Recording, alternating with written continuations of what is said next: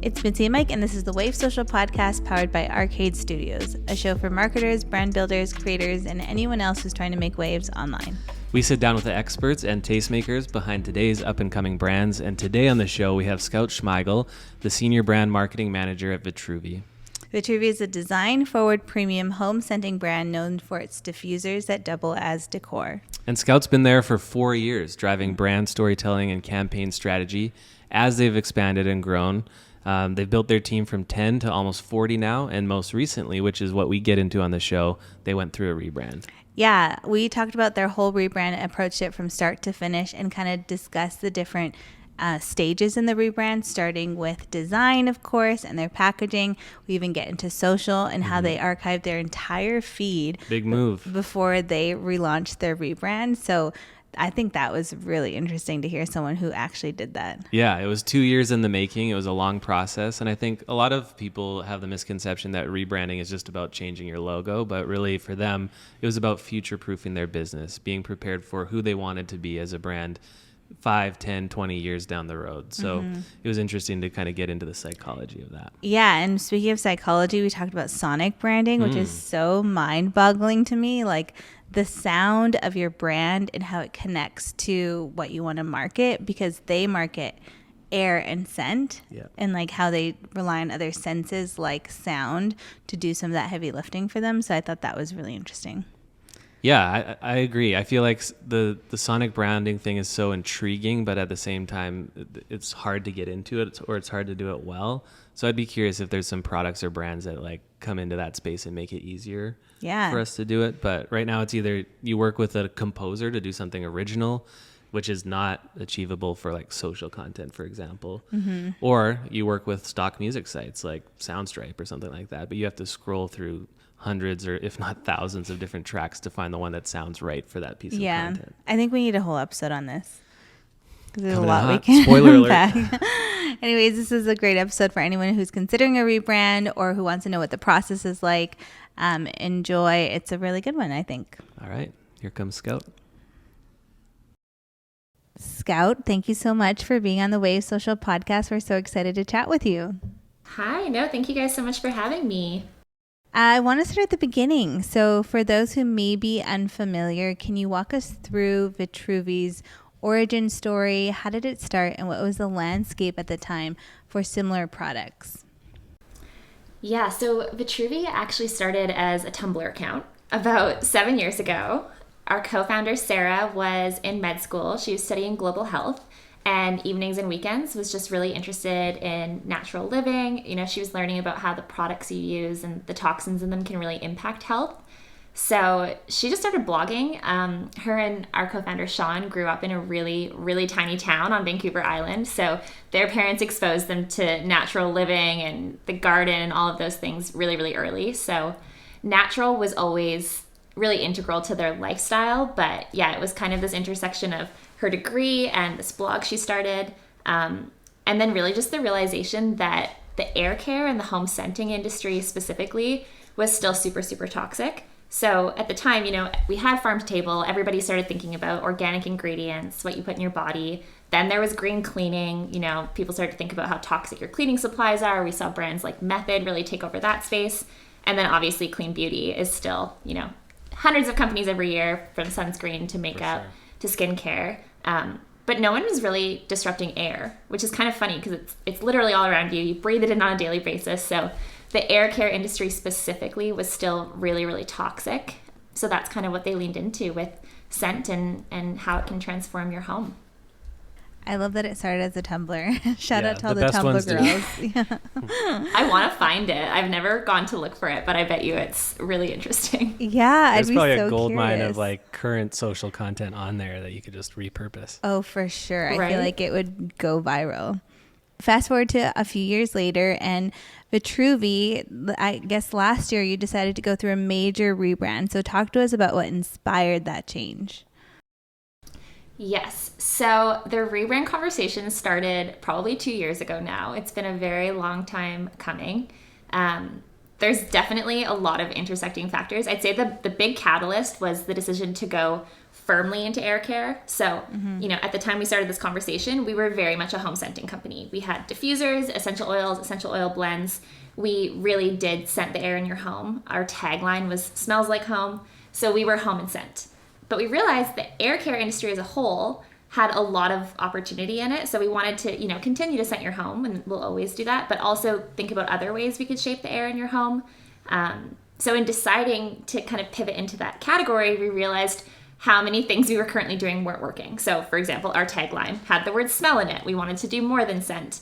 The way our site was designed was, specifically around diffusers and oils, and didn't really make sense for new categories. So that started it. And then it was such a process of realizing at every stage that things that we were doing were not going to be future proofed. So really started from the beginning. I think a couple of other things that were big factors. One was like packaging cohesion. So as startups grow very, very fast, we launch collections at different times with different looks and feels, different types of labels, all of these things. So another reason we did it is we really wanted to look at our whole assortment, current and future, at once, and be able to make a design system that was cohesive. So you could see us on a shelf at Nordstrom or see us on an Instagram ad and know it was vitruvi. So that was another one. I'd say like the last big one for me was just learnings. As a marketer, I spend my days trying to get people excited about scent through a screen. So we had a lot of feedback and a lot of learnings from our customer, and a really big opportunity we saw with the rebrand was making it a little bit easier to navigate scent virtually. And to do so, we had to make some changes to packaging, to the site, all those pieces. Yeah. And I want to ask a few questions about how you do that, because marketing a scent is so challenging and it's so hard because it's like an intangible thing, but there's a feeling that's attached to it when you smell something. And I think you've done such a good job, even in this rebrand, of like really bringing that to life through digital platforms. So maybe we'll start there. We want to, in this episode, we want to unpack the full rebrand and different components of it. But let's start with the visual direction of it. So just like, can you walk us through what the process was of narrowing down the design of where you wanted to go with the rebrand, and like who was involved in that, and how did you settle on like even, I don't know, typography and all that stuff? Like that is a huge decision, and I know people literally agonize over that for years. So yeah, what was the process like for you? Yeah, it was like I said, it was a long process. It was about 2 years in the making. All my friends, when I posted about it when I went live, were like, really, 2 years? But when you think about supply chain and everything from new bottles, which now come from Spain, to a new site, to all these pieces, it takes a very long time. But the process was really cool. So we worked with a design agency out of New York called Are You Leadin'? They've done brands like Glossier Play, they did Merit, they worked with Google, they did the MoMA design store. So they're this really amazing agency. And the first step about 2 years ago was just immersing them in our brand. So they worked really closely with our founders, got to know everything about vitruvi. They could probably give you the vitruvi pitch better than I could. So that was the start. And then from there, they presented us with 3 really distinct directions for where the brand could go. And it was really cool because we had, our CEO and COO, our co-founders in there. We had our head of product design. We had our creative team, our marketing team. We had all these different teams in there, and we all chose the same direction, which was really cool because very different, very analytical versus creative people there. And it was called A Sense of You, and it was very different. The old vitruvi was very neutral, very terracotta, very minimal. This was really colorful and expressive. It kind of played on the personalization and the emotion of scent, and brought it to life in new ways. It was very like surreal and exciting and cool. So we went that direction, kind of decided on it, and from there then worked with their team to expand that out across packaging, site design, Instagram stories, print, the font, all of those pieces came from that. So what do you think went into that agency just nailing that direction? Like, I feel like that is a rare occurrence for everyone on a team to be unanimous, like this is where we need to go. So they obviously knocked it out of the park, but what kind of conversations went into that you think really gave them the info or the insight that they needed to produce that visually? Great question. I think one factor was just pushing boundaries. It was definitely the biggest departure. They kind of had vitruvi as it was, a little bit of an evolution, a little bit further, and this was the farthest. So I think part of it was just taking a risk and us all being excited to propel the brand forward. So I'm really happy they presented that direction. But I think the biggest element was how deep we went with their team. We had so many conversations around messaging and not just, how do you market scent, how do you sell scent, but what does it actually mean to you? What does it actually evoke in you? And what we really got to at the root of it with their team is this idea of self-expression. It's not, we've never marketed our scents as this is going to cure your cold, this is going to help you sleep 2 hours longer. We've always really believed that it just makes you feel good. It transforms your mood, it transforms your day. So they were really interested in what it says about you, just like a personal fragrance. Your mom or your grandma maybe has worn Chanel No. 5 forever. The smell of your home says something about you. It represents you. So that self-expression piece, they leaned into really heavily, and I think that's what helped them really nail it. That's cool. Amazing. How does imagery play a role as you've expanded on the design side of things? I've even seen in your social assets and things like that when you're introducing a new scent, and I love how you have videos that kind of share the feeling of crashing oceans and things like that. Talk to us about the process of deciding how to visually represent what a scent feels like. Yeah, it's so important. You kind of touched on the intangibility of scent, but I say all the time, if I had the choice to do it all over again, I'd work for a clothing company. I wouldn't try to sell smell, but no, it's a fun challenge. But yeah, the visuals are super important. We really try to use everything except scent to bring you into that world. So everything from sight to sound to the music to the words. I'd say the two most important things. One is our color gradients that we rolled out with the rebrand. So every scent now has a custom gradient that goes with it that helps to evoke that feeling or that mood. So for example, Pacific is my favorite scent. It's really herbal, kind of smells like the ocean. The gradient for Pacific is greeny blues.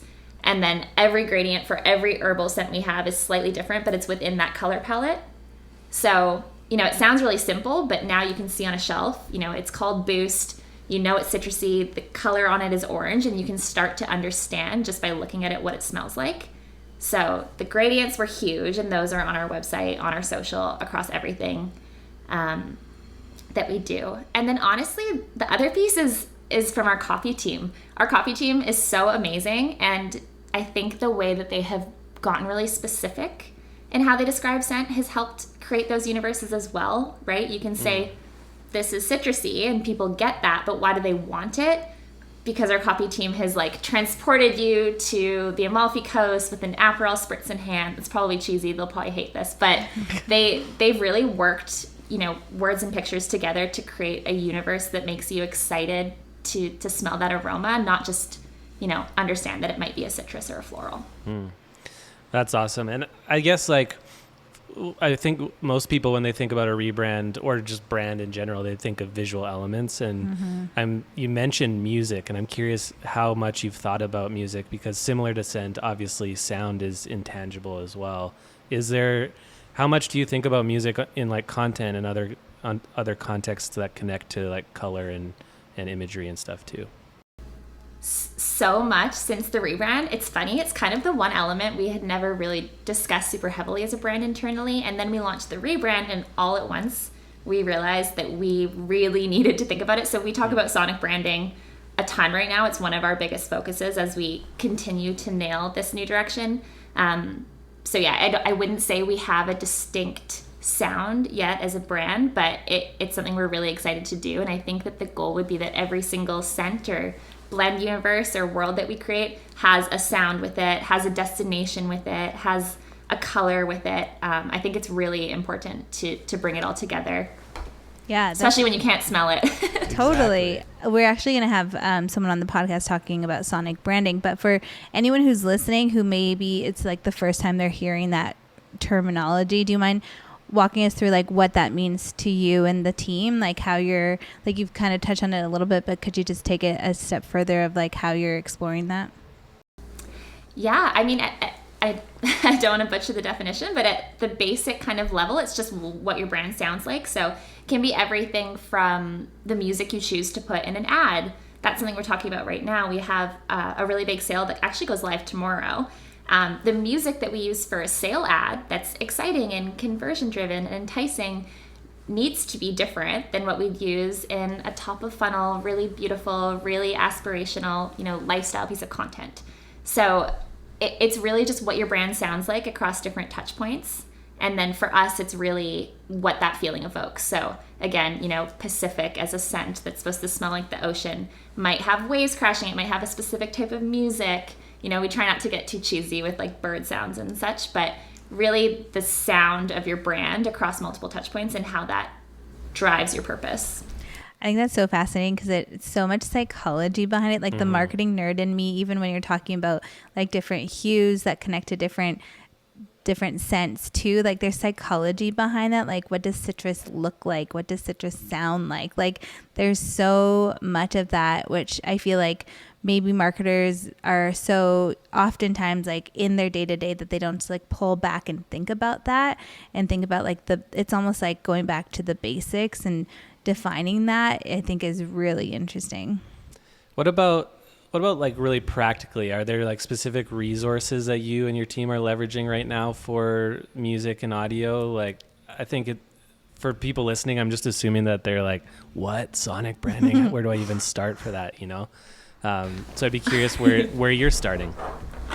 Honestly, I wish I had a better answer for you. Our team is working on this. We're literally just using the same stock sites that everyone's using. I can try to find the name of ours and flip it to you after this, but I don't think that we have figured out the formula yet, which is why it's a kind of exciting project we're working on right now. Yeah. But it takes a lot of time, even when we've worked with external, videographers and had them do out-of-house editing. To find the right music, I know is not easy. And honestly, I think it just takes hours on these stock sites to scrub and find and figure out a playlist and review it. So that's where we're at. If anybody listening has a tried and true formula, please DM me. Yeah, I don't think that's a bad answer. I think that's probably comforting for a lot of people because I feel like because it's so much work to skim through those sites and find something that feels like it might possibly fit, I feel like it's even more overwhelming to think that you might have to go like with original composing or something like that, which obviously sounds expensive and sounds time consuming. So there's got to be some like middle ground somewhere that we can all land on that just makes it easier. And my like social brain goes to like the fact that so many brands and people who are likely listening who manage brands, sound is like a bit of a limitation for them, even like when they're trying to post TikToks or things like that. Like there's less access to different types of trending songs or whatever. But I think that like as I'm talking to you, like I just feel like it's an opportunity to define, what sounds make sense for your brand and even like go the extra mile and potentially create them if they don't exist or find them if they are on a stock site or something like that. So it is like, I don't think there's a shortcut to figuring out what that is. That's a really good point too, is we know what's performing right now is trends, throw a Harry Styles song on it, throw the new Beyonce song on it, amazing. But there are those limitations from the legal side of things of what you can use with your content. So we're running into that too. How do you kind of convey that trend-based, upbeat, current sound without using stuff you're not allowed to use? It's tough. One actually other thing that's been interesting for us is we did a voiceover video for Amazon ads for the first time ever, and our person who manages our Amazon pitched it. The whole brand team was like, nope, worst nightmare, sounds cheesy, not doing it, we're not making a commercial like that. And it performed really well and it was awesome. So that was just, again, using a voiceover agency online, got it done over the weekend, and it was crazy how well it pulled that creative together. And it's not something I ever would have tried a year ago. Interesting. Wow, curveball. I know. So I want to switch gears and talk about your Instagram approach when you were going through your rebrand. You archived every single Instagram post before you relaunched your brand. And that's a really bold move. I feel like social media managers who are listening are probably shuddering because that's like, I don't think I've ever done that. It's like such a... It's often talked about, rarely executed, I think. Totally. So tell us why you chose to do that. Okay, before I tell you why, funny story there. When we decided to do it, there was not an auto archive feature. So our social and CX teams for months were slowly archiving like 10 posts a day. And then closer to the end, I don't know what our social person pulled. She sent it out into the universe. Instagram finally introduced a bulk archive feature, but that wasn't part of the beginning of this execution. So shout out to them for manually doing every single one. That is a huge job. Yeah. Crazy. So that was funny.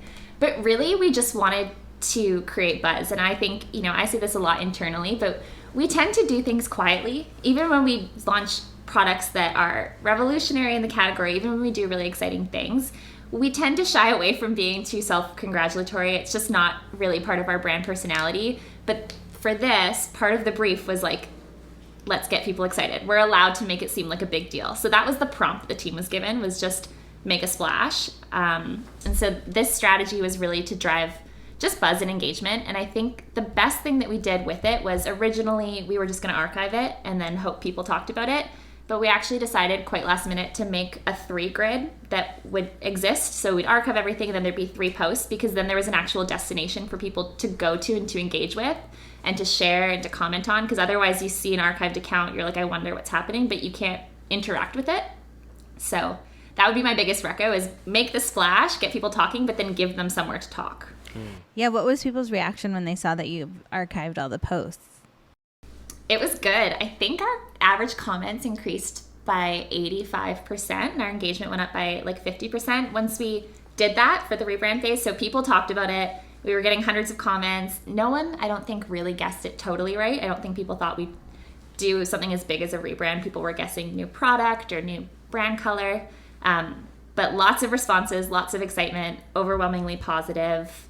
The funniest interaction we got actually was we asked people to guess what was happening, and this one customer said, "Oh no, I hope it's not a new brand color," which was funny because we didn't have a brand color at the time, like maybe black and white. But I thought it was funny because our customers are as design centric as we think they are. It's so cool to me that they care that much about our packaging, about our product colors. So that was hilarious. And then once we revealed our new brand color, which is called Delicate Blue, it's like the color of air is what we say, she came back and commented and said, okay, never mind, I like it. That's so nice. I think our customers are amazing. I think that's dedication to care and then to come back and comment. So lots of excitement from the community for sure. That's awesome. Yeah. So what, other than archiving everything, what was your approach on social to making more buzz? Like you mentioned that you wanted to get people talking and get people excited. So then after that big move where people were kind of waiting in the wings for what would happen next, what did happen next? What was the rollout plan from there? Good question. So our rollout plan shifted week of launch, as things tend to happen. Yep. We had planned out about a month of comms and kind of dripped out different elements. So, first you were going to see our product in a lifestyle setting with some new messaging. Then you were going to see our new brand manifesto. Then you were going to see our new bottles. And then a week before launch, we said, screw it, let's do it all in the same day. So we actually launched with a 6 grid with the intention being that you could absorb and get, lost in the whole new Vitruvi universe all at once. So we had, our new packaging, which incidentally was our most engaged with piece of content. And our social manager took it in the office on her iPhone. So that was cool to see. So we had our new packaging, our new bottles, our new tagline, our new brand manifesto. We had this big mood board that we actually physically made in office and filmed. So we had every kind of touch point and new element of the brand all go live on launch morning in a 6 grid. Nice. And in addition to like what you were posting and creating for yourself, I know that even before the relaunch or the rebrand, you had quite a sizable presence, and not just through your owned accounts, but through UGC and content from creators and customers. But because you were rebranding and repackaging everything, you likely had to start all that from scratch. So how did you approach that? Like, how did you kickstart that all over again? And any learnings that you can pass along in terms of doing that process? Yeah, so that was definitely a bummer. Every single piece of UGC that showed an oil in it that we've ever had over 7 years is now null and void. So we definitely prepared to need a lot of content. We obviously shot our own brand assets, but the community was huge. So we have an amazing affiliate network. We call them the home team. It's about 350 super engaged community members. So our community team worked with them to time it to our launch date as well. I think we had about 250 people post. We had them all get our new packaging, all get our new product. We made these custom homebody sweaters that were limited edition that they all got as well. So we had a full influencer and affiliate push timed with launch day so that all that UGC would go up and kind of reset our archive as well. Wow, that is like a lot. That's 250 people. That's so many. Our team was emailing up a storm for sure. That's wild. And I have seen the homebody sweatshirt. So like, who is that only available to some of those like ambassadors and affiliates? So we made about 500 to 700 of them. And then, yes, our whole community teams, our whole 350 person affiliate team got them. And then they were available with orders on launch day until they ran out. So it was, I think, only $45 was the threshold. So any order over $45 once the rebrand went live got one of these sweaters, and they sold out super quickly in a couple of days.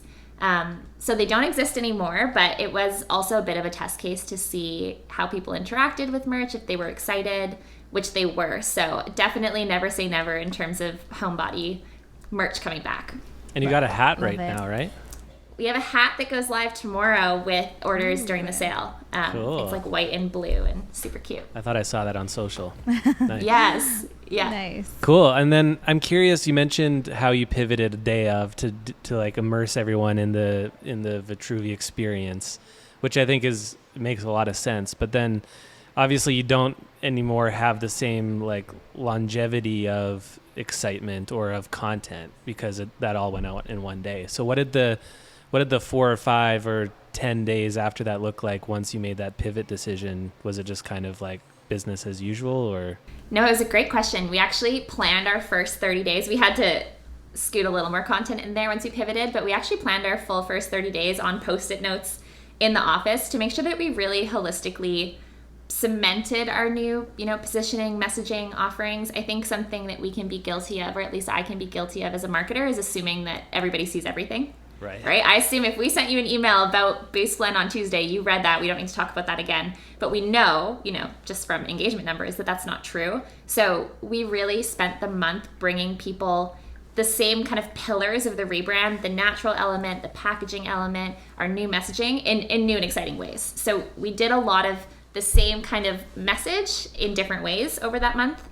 But the other thing that was cool is we actually launched two new products in time with the rebrand. So we launched a blend called Legacy, which is our new signature scent. It's the blend that our founder, Sarah, has been blending in her own home, just making herself for the last 7 years. So that went live. We launched a new starter kit with our best-selling blends, including Legacy. So we kind of had those pieces to talk about after launch day 2. We were like, okay, launch the brand, then talk about the blend, then talk about the kit. So lots to talk about for sure. Cool. That's cool. The Natural Habitat magazine, can we talk about that? Yes. I feel like this really caught our eye because we've always kind of just had this idea in the back of our heads of how romantic it would be to do something in print, just as like a passion project. We haven't done it yet, but we love that you obviously have a print element to the brand. So we'd love to hear more about it. Where did it come from? Where is it going? Yeah, so it's really cool. Content has always been part of the Vitruvi DNA. So like I said, it started as a blog. Our co-founder Sarah actually wrote a book in 2019 called Essential Wellbeing, all about using different essential oils in your beauty, body, and home rituals, which is a big part of what Natural Habitat used to be. It was very like recipe based. So very organic for content to be a focus for the company. And then print was really just, we wanted to have an additional touch point for our customers. We know that, our brand and our customers interact with our products because they're so tactile. They love our packaging. They love the unboxing experience. So it was important to us to bring them something physical to hold on to, and we think they were really excited about it. And yeah, we hired a director of editorial and editor-in-chief, Sarah, about 3 years ago to kind of come in and run the mag and our internal comms, and she'd been bringing in such amazing contributors and writers, and we just had this wealth of amazing content. So it was just kind of passion project, something our customer was really interacting with. We were experiencing a lot of social growth on the Natural Habitat Instagram, so just wanted to kind of test what that would look like in print. Yeah, that's so fun. And it's such a gamble. Like so many people would like be like, what's the ROI of a print magazine? So I love that you guys are investing in that. And you produce it in-house, don't you? Yes, so our team did it in-house. It was really fast turnaround. They did such an amazing job. It was kind of added into the calendar, so they did it on top of everything else we were working on. And yeah, I think it's a brand loyalty play. I also think if you need to pitch it, there's definite merits. You know, we know that people discover the brand through our content arm. So you can think of it as an acquisition tool. I know there's ways to the other brands, you know, our magazine's for sale, but there's ways that other brands have had it be a gift with purchase or, you know, part of your order if you're in loyalty. So I definitely think you can, you know, find ROI if that's your goal with it. Yeah. Cool. And as a fan, I was super excited to see that Shay Mitchell was on the cover. So how did that come about? I was excited too. We talked a lot internally about, you know, who the Vitruvi muse is, who would be the perfect fit. I think, you know, we're such big Shay fans. You know, she's Canadian. A lot of people don't know that we're Canadian because we have, you know, the bulk of our sales are in the US, but she's Canadian. She's a mom. She's a business owner. She's really into decor. At the time, she had a TikTok series with her interior designer. So she was honestly just such a natural fit, and we were really big fans internally. And we had some connections to her team. And honestly, like, she's incredibly down to earth, and she was really game to be on the journey with us. So it happened really organically. We just kind of reached out. Wow.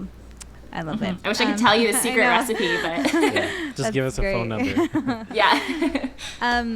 You know, given that you did all these pieces, like there was social at play and like the branding and packaging and everything, if you had to do it all over again, is there anything that you would do differently?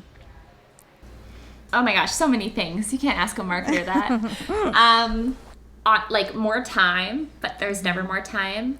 I think one opportunity that we could have had would be to diversify the content we shot. So again, so lucky to have an amazing community that captured lots of UGC for us. We did 7 photo shoots in 5 days to capture the rebrand, you know, samples, COVID, production delays. So by the time we got all of our samples in-house to shoot, we had a very tight window to shoot the campaign and then have it go live.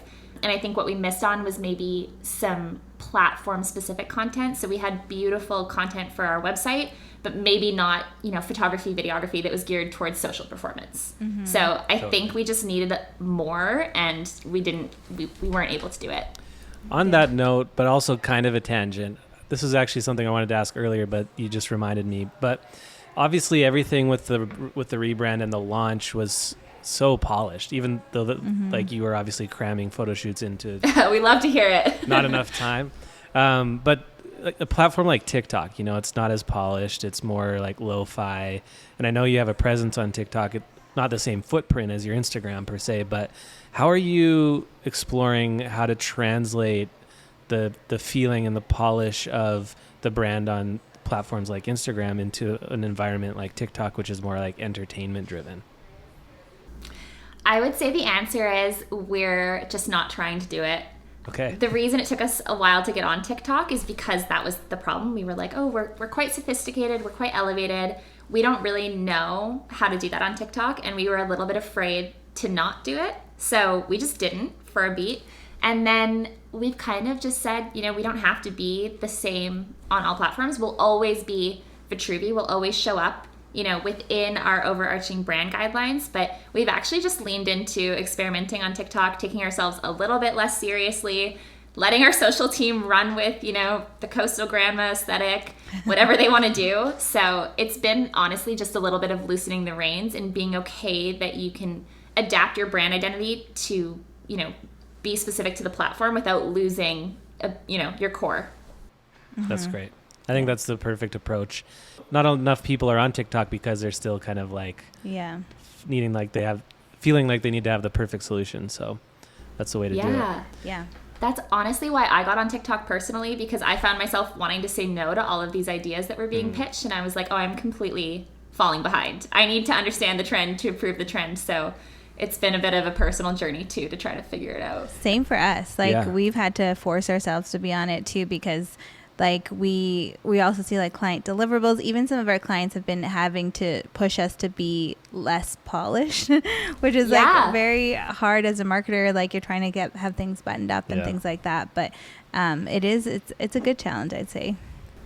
Are you finding that you're resharing much of your TikTok content onto Instagram, or are you keeping them pretty separate right now?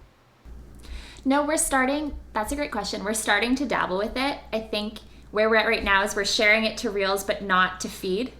So it's we're baby steps. But I think a lot of people are experiencing a bit of stagnation with the meta platforms, with performance. Totally. We're seeing way more growth potential on TikTok. So we are starting to dabble with bringing that less polished content into Instagram as well. And we're probably, 1 foot in. Nice. Yeah.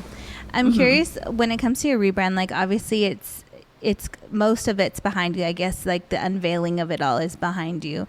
And now that you like have some space to reflect on it in terms of like impact, maybe internally and externally, like what has been the impact of the rebrand in general? Like it sounds like your customers are excited about, a new look and feel, but beyond that, like maybe even internally, what has the rebrand done for Vitruvi as a brand? Maybe you could speak to that a little bit. Yeah, that's a good question. I think there's a couple things. One is given us a lot of areas to dive into. So, as with anything, when you change every single piece of ad creative you have in your ads platform, when you change your entire website and user journey for your customers, when you change your fonts, your email system, everything at once, what we didn't get to do was kind of slowly test it for our customers. So we threw it all at them, and then we got a ton of learnings back. So one thing it did internally was show us where to spend more time, where we need to optimize, where within our new brand direction, we have opportunity to improve and iterate on. So we're spending a lot of time just looking at the learnings from the rebrand and kind of tweaking it from there. And then I think the other thing that it did that we haven't really realized the full impact of yet is it set us up for success future looking. So again, a big reason we did this rebrand was because we were pivoting into the air care category, continuing again to scent your home, but within that larger umbrella of air care. So we just launched natural air freshener sprays, which offer that, nice, easy, one push, fine mist experience, but without harmful ingredients. That was kind of our first product that was in that air category, more so than just diffusers and scenting. And we have a couple more drops coming down the pipe that we've set ourselves up for. So I think that'll be like the impact we'll realize closer to the end of the year. Love it. Yeah, I feel like even though it's such a huge lift and it's obviously requires so many teams to be like on board and things like that, there is something like exciting, not just for customers, but for the brand and like longevity of the brand. When you go through that process, you're like setting yourself up for the next 10 years, which is always exciting to see. Absolutely. One question we always like to ask is around advice. So I think any of us coming up, we have people that we look to for like mentorship or like leadership or inspiration. I don't know who those people were for you, but maybe there's one piece of advice in there somewhere that you received along the way that you could pass on to our listeners. Yeah. Okay, I have one that I followed and one that I'm trying to follow. Can I do two? Yeah. Love it. Definitely. Okay. The one that I've used to, seen fruition with is, lean into your weak ties. This is from the book, The Defining Decade. I'm not sure if you guys have read it. I haven't. It's like heard of it. It's from this clinical psychologist. It's advice for 20-somethings. I read it when I was maybe 21. And she gave this anecdote about leaning into weak ties or those kind of loose connections. I think her example was she got sent a box of books by accident from some publisher, and they let her keep them. And then later that publisher actually published her book. She reached back out to them. Nice. So it's kind of like, don't discount these relationships. And I honestly, as I get older, I believe it so much. It's honestly why I work at Vitruvi. I really loosely knew Sean, our co-founder, from university days and like a networking coffee. I've seen it just kind of work out more and more the more you put things out there and the more you lean into those relationships and those networks. So I would say weak ties has worked for me, and I will continue to lean into it. And the one that, has made the biggest impact on my growth most recently, that is definitely still something I'm trying to learn. I had a business coach tell me that it sounds obvious, but if you tell people where you're going and why you're going there, they will rise so much higher than if you tell them what to do or how to do it. And so, you know, when 100%. you're moving fast, it's hard sometimes to pause and give context, but I think that context is really, really important to leadership. It's great advice. Another question we'd like to ask all of our guests is who's making waves right now and why? This can be another brand, a creator, a marketer, whatever comes to mind. Ooh, okay, so many people. Okay, I think Fable is doing an amazing job growing right now. They're handmade dinnerware. I love them. That's why I drink more water now, because I love their glasses. But they have grown like crazy on social lately, and I'm seeing everybody else stagnant, and I don't know how they're doing it. So whatever they're doing is working. I think Parade is doing a really good job too. I've seen them absolutely everywhere. I think that what they're doing with community marketing is incredibly successful, and I also think that their commitment to their brand values is what really sets them apart. They're very, very vocal about inclusivity and diversity and sustainability. When you apply to be an ambassador for them, they actually ask you, like, what organizations do you support? What causes matter to you? Do you volunteer for any organizations? So those brand values are really key to them, and I think that's how they can show up super authentically for their customers.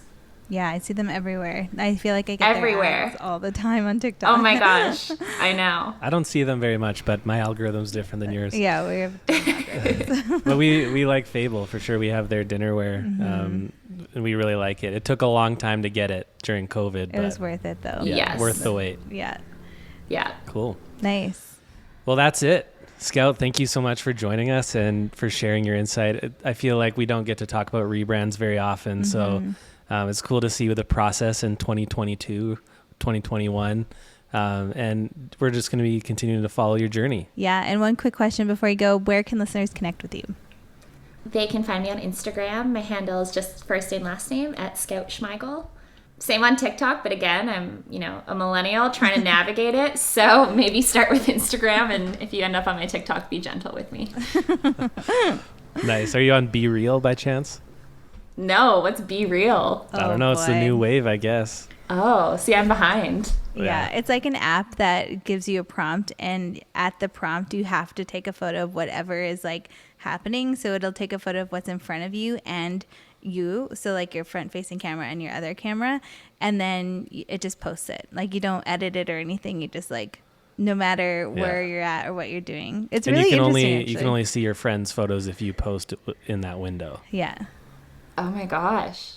So Okay, that just stressed me out, but I get it. It sounds like it could be cool. yeah, it's definitely not a space for brands at this point, but it's No. kind of nice. It gives you back that like early Instagram kind of vibe. Yeah. Like, Yeah, what are like my Instagram. friends doing right now. Yeah. It's cool. 2012. Yeah, exactly. Yeah. Well, Scott, this has been great. Thanks so much for sharing everything. And we're really excited. And I know our listeners are going to love it. Amazing. Yeah, so nice to chat with you guys. Thank you so much for having me.